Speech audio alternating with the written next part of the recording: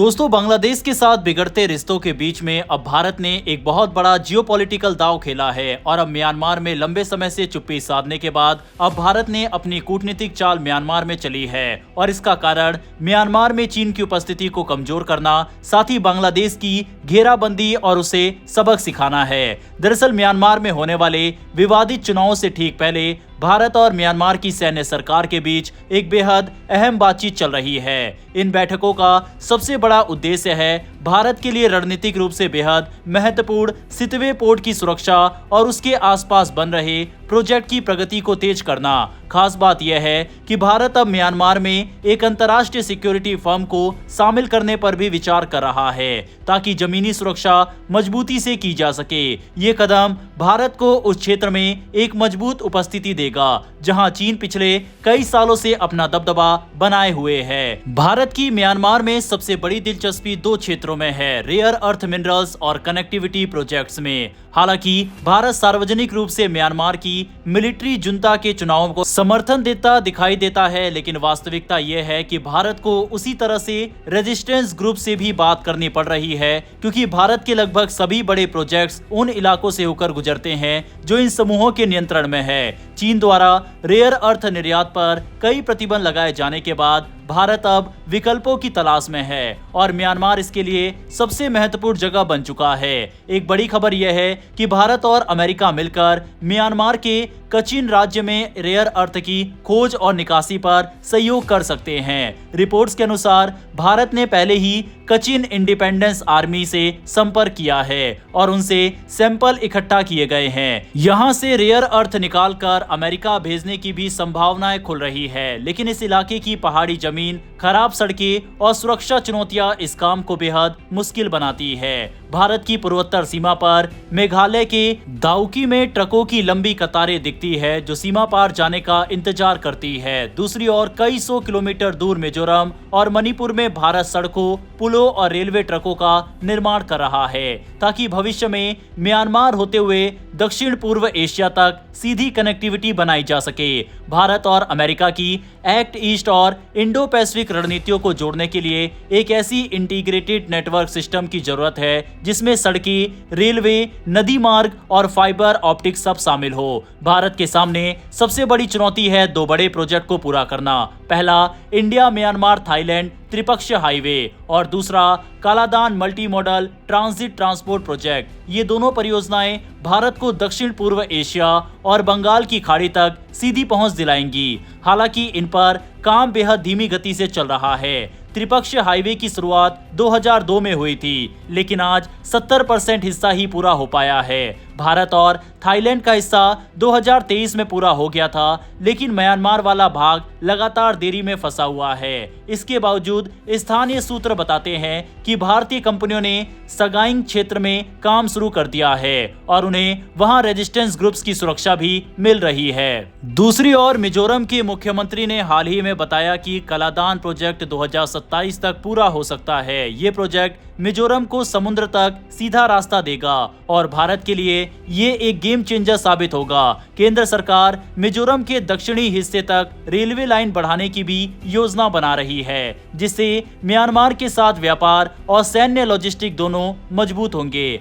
अब बात आती है म्यांमार के आगामी चुनाव की। वहां दिसंबर में चुनाव होने वाला है, जिन्हें पश्चिमी देश मान्यता देने से पहले ही निष्पक्ष नहीं बता चुके हैं। इन चुनावों में सेना के खिलाफ खड़ी पार्टी को या तो बाहर कर दिया गया है या उन्होंने खुद बहिष्कार कर दिया। ऐसे माहौल में भारत चुनाव की निगरानी के लिए अपनी टीमें भेजने वाला है। ये कदम भारत की रणनीति का हिस्सा है ताकि चुनाव के बाद भी उसके प्रोजेक्ट बिना रुकावट जारी रहे और उसकी मौजूदगी मजबूत बनी रहे। भारत का सुरक्षा फर्मों के साथ समझौता म्यांमार में दो बड़े फायदे देगा। पहला, म्यांमार की अस्थिर स्थिति में भारतीय प्रोजेक्ट ज्यादा सुरक्षित हो जाएंगे और दूसरा, ये कदम भारत अमेरिका सहयोग को और मजबूत करेगा। इससे चीन के प्रभाव को भी चुनौती मिलेगी, लेकिन इसके नुकसान भी है। म्यांमार में कई लोग बाहरी सुरक्षा एजेंसियों के खिलाफ हैं, जिससे स्थानीय विरोध की आशंका भी बनी रहती है। कुल मिलाकर देखा जाए तो भारत म्यांमार में एक बहुत ही रणनीतिक खेल खेल रहा है।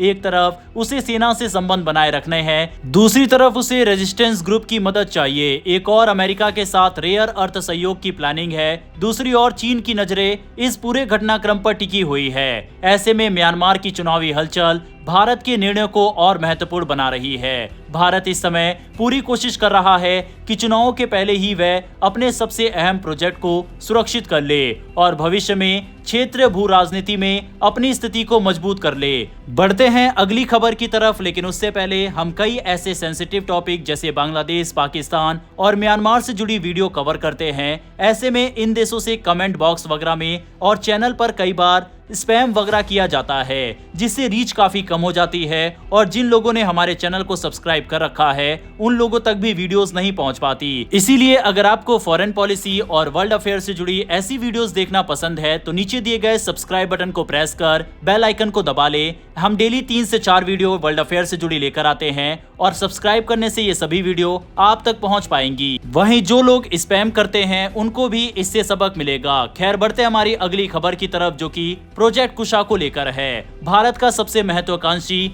एयर डिफेंस प्रोजेक्ट कुशा अब सिर्फ वायुसेना का नहीं बल्कि तीनों सेनाओं का संयुक्त हथियार बनता जा रहा है। ये वही प्रोजेक्ट है जिसे कई लोग भारत का S-500 संस्करण भी कह रहे हैं, क्योंकि इसकी रेंज, इंटरसेप्टर और टारगेटिंग क्षमता इसे दुनिया की सबसे एडवांस एयर डिफेंस लाइनों में खड़ा करती है। शुरुआत में ये सिर्फ भारतीय वायुसेना की जरूरतों को पूरा करने के लिए शुरू हुआ था, लेकिन अब नौसेना इसमें पूरी तरह शामिल हो चुकी है और थल सेना भी तेजी से इसकी ओर बढ़ रही है। 2022 में सीसीएस ने इस प्रोजेक्ट को लगभग 21,700 करोड़ रुपए की मंजूरी दी थी। डीआरडीओ 3 मुख्य इंटरसेप्टर विकसित कर रहा है, M1 जिसकी रेंज 150 किलोमीटर, M2 जिसकी रेंज 250 किलोमीटर और M3 जो 350 किलोमीटर तक दुश्मन के फाइटर जेट, मिसाइल, ड्रोन और हाइपरसोनिक हथियारों को गिरा सकता है। भविष्य में डीआरडीओ एक चौथा वेरिएंट भी जोड़ सकता है जो एंटी सैटेलाइट मिशनों के लिए होगा, यानी भारत एक ही परिवार में जमीन से, हवा से और अंतरिक्ष से आने वाले खतरे को रोकने की क्षमता तैयार कर रहा है। भारतीय वायुसेना ने सबसे पहले इस सिस्टम को अपनाने का फैसला किया है।